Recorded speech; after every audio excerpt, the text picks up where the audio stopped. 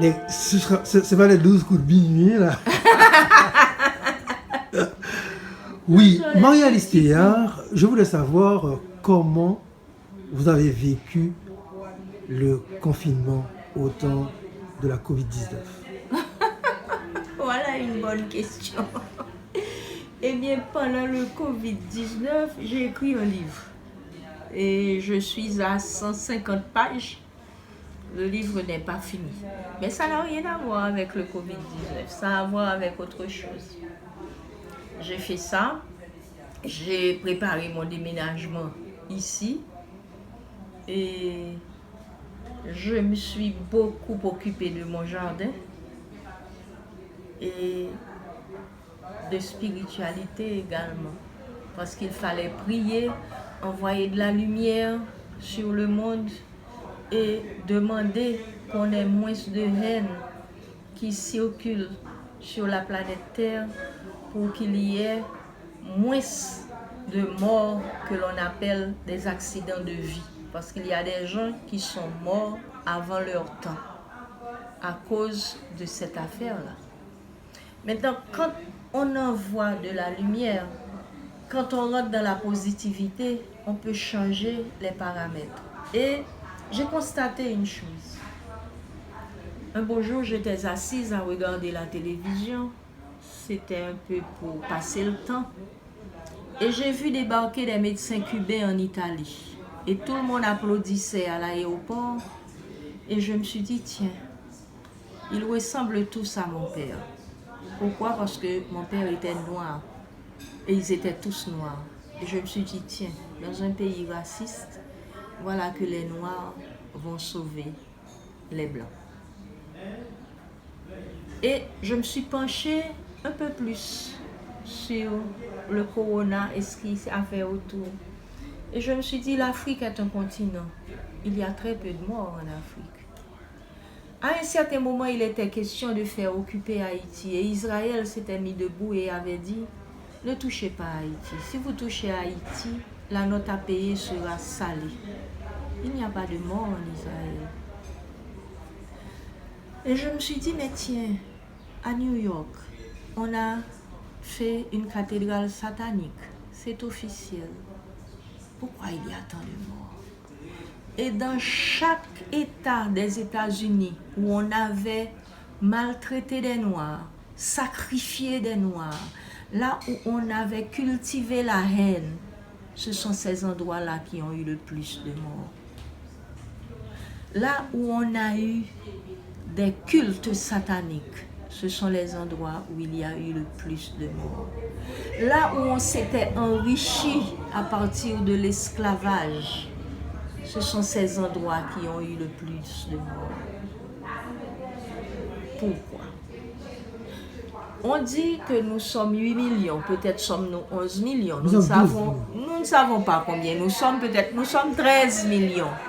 Quand je lis les rapports, on dit 229 morts, 221 morts, 228 morts. Mais nous savons bien qu'il se pourrait que l'on ait 1000 morts. Mais comment cela se fait-il? Les gens ne portent pas leur masque. Les gens dorment les uns sur les autres. Cette promiscuité-là, le manque d'hygiène. Non, mais les gens n'ont pas d'eau. Vous leur dites nettoyez-vous les mains, lavez-vous les mains. Mais avec quoi? Avec du pissé? Avec quoi on va se laver les mains? Soyons sérieux. Mais la nature nous a offert une chose. J'ai constaté aussi... On parle de distance physique aussi? J'ai dit, chez nous, on ne sait pas ce que c'est, puisque nous sommes les uns sur les autres. On parle de distance sociale. Justement, nous sommes des primitifs. Le primitif remplit tous les petits coins qu'on lui donne. Vous venez ici, je suis une primitive. Vous voyez, tous mes murs sont remplis. Mais j'arrange pour créer quand même une certaine harmonie, Dieu merci. Mais, je vais vous dire ceci. Chez nous, je vous ai dit que j'allais beaucoup dans mon jardin. J'ai remarqué qu'il y a des plantes qui poussaient auxquelles je n'avais jamais fait attention avant. Eh bien, ces plantes-là poussent quand on en a besoin. Moringa, des d'eau, asso aussi, ti ceci, ti cela, toutes poussées. Et mon jardinier me disait, madame, on y mettait un petit branche ça, trois petits feuilles ça, un petit bougeon ça, et pour gagner avec corona, oui. médicament là, oui. Le jardinier. Et j'ai fait allusion à Nera, à qui je rends hommage. Et Nera m'a dit... Qui est Nera?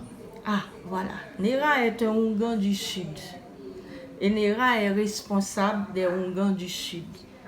Et Nera me dit, nous avons le médicament, mais nous n'avons pas le droit de le commercialiser, car Dieu nous a dit, vous devez le donner gratuitement.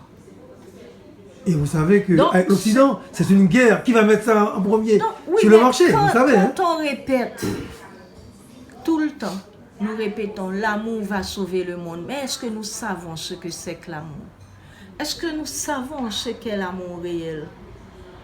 Eh bien, l'amour réel, c'est ça.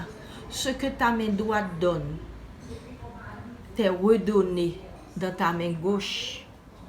C'est ainsi que cela se passe en spiritualité.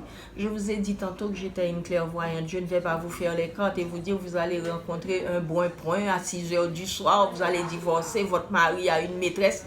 C'est de la foutaise. Non. Les messages divins sont différents. Et le message divin aujourd'hui, peut-être que c'est la raison pour laquelle vous venez me voir. Le message divin, c'est qu'Haïti sera l'épicentre spirituel et économique du monde. Quand vous allez à Saint-Domingue par la route, arrivez à la frontière, la lumière solaire n'est pas la même. Le terrain n'est pas le même. Votre terre, elle est unique, elle est différente. C'est une terre bénie de Dieu. Haïti est choisie par Dieu. Nous souffrons énormément aujourd'hui, oui. Nous souffrons de calomnie, nous souffrons d'insécurité, nous souffrons de médisance. On peut donner tous les noms à tout ce qu'on veut. On dit que nous sommes un trou de... Non. Eh bien justement, quand on nous a traités de trou de quelque chose, c'est alors que nous avons eu des scientifiques, des professionnels, des stars, des gens que nous n'aurions jamais cru capables de faire une référence à Haïti, dire qu'ils étaient de descendance ou qu'ils étaient haïtiens. Et ça a commencé comme ça. C'est-à-dire que le fait de dire que nous étions un trou, ça a été un sésame et ça a commencé à ouvrir les portes. Alors je vous dis, ne perdez pas espoir. Haïti, c'est le pays de demain. Quelles que soient vos souffrances, n'ayez pas de doute. Dieu n'est jamais en retard. Oui. Alors, tout ce qui a trait au coronavirus, on voit que l'OMS, l'Organisation mondiale de la santé, a donné un certificat à Haïti, un certificat de bonne prise en charge. Oui, il y a pas mal de scientifiques qui viennent en Haïti faire des prélèvements de feuilles pour partir avec. Mais ce qui arrive, il y a des plantes qui ne poussent qu'en Haïti. Vous avez 400 et quelques variétés d'aloès. Vrai aloès médicinal, là, ça guérit mon nom, c'est en Haïti seulement le prend.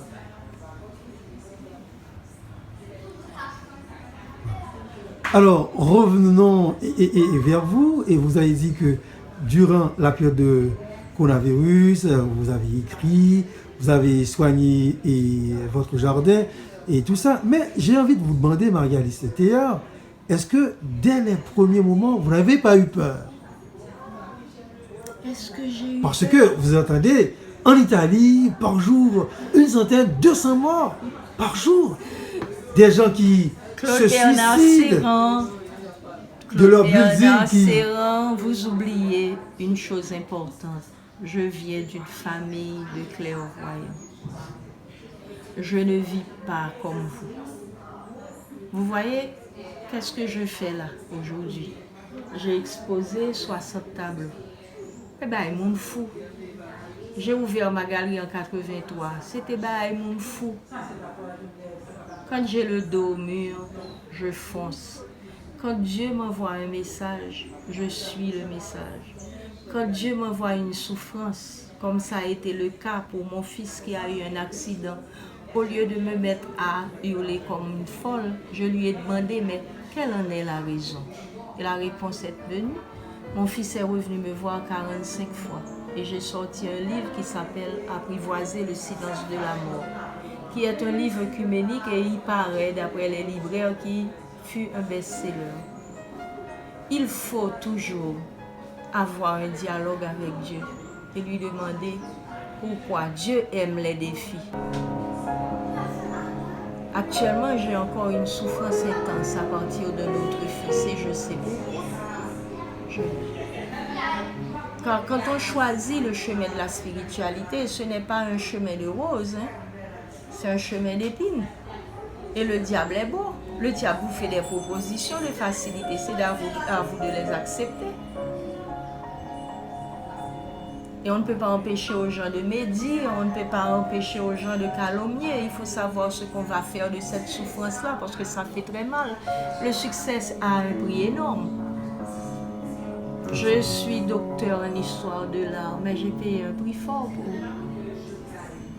Ma galerie a 37 ans, mais j'ai payé un prix fort pour. Il y a des artistes que j'ai accompagnés, j'ai fait d'eux des maîtres et qui me disent, mais est-ce qu'on pourrait venir exposer chez toi? Tu n'as pas d'espace pour nous, tu es trop petite. Je l'ai entendu. C'est comme ça la vie. Et ça, c'est un livre que j'ai sorti sur l'art. Ça, c'est la réédition. La première édition est épuisée. C'est la présence féminine dans l'art haïtien. Parce qu'on parle beaucoup des hommes quand on parle de l'art en Haïti. Surtout de l'art plastique. Alors que on a beaucoup de femmes qui sont des maîtres, qui sont très connues à l'extérieur, mais quand on parle d'elles, on dit, ah bon, pas de connaître qu'on peine, pas de connaître qu'on sculpter. Donc, j'ai sorti ce livre, en fait, et qui a été réédité par Deschamps. Je remercie la Maison Deschamps. Et ça, voilà. Ça, il n'y a que des femmes ici. Et pas des moindres, elles sont une centaine. C'est pour montrer jusqu'à quel point nous avons des valeurs qui se promènent en dehors de chez nous. Elles se promènent dans le monde. Oui, leurs œuvres se promènent de par le monde. Mais qu'est-ce qu'on en fait? Et on dit que Haïti est un pays pauvre. Extrêmement pauvre. Regardez derrière vous le nombre d'hommages que j'ai eu dans l'international. Est-ce qu'on en parle ici? On n'en parle pas. Il a fallu, il n'y a pas longtemps, j'ai reçu ça d'Haïti. C'est quoi? J'ai reçu ça d'Haïti finalement, il y a quelques années. Mais tout me vient de l'extérieur. C'est plutôt chez nous, non. Les femmes, écoutez, vous êtes là pour faire des enfants. Heureusement qu'on nous reconnaît ce doigt. On aurait pu nous l'enlever aussi. Beaucoup de reconnaissance internationale. Oui. Une seule reconnaissance en Haïti. Vous avez été même médaillé là. C'est une médaille. Il y a 2 médailles, oui. Oui. 2 médailles. Des médailles. Oui, une fois, j'ai eu un honneur. Une pyramide de livres aussi. C'est même un sénateur américain qui s'était déplacé pour venir me le donner. Et là, c'est l'Italie. Ça vient d'un peu partout. Mais en Haïti, j'ai publié 18 livres. Et à chaque fois, ce sont des livres qui sont épuisés. Mais bon. C'est un succès là. Oui, 18 livres, c'est épuisé. C'est succès. Oui. C'est du succès. Oui, oui. Et je ne peux pas me plaindre. J'ai 2 livres qui doivent sortir encore. Mais vous savez, j'ai appris une chose dans la vie. Ce ne sont pas les succès d'estime qui font l'homme. C'est l'amour. L'amour que l'on reçoit des autres. Ce sont les gens qui ont de la valeur. Le succès, c'est rien.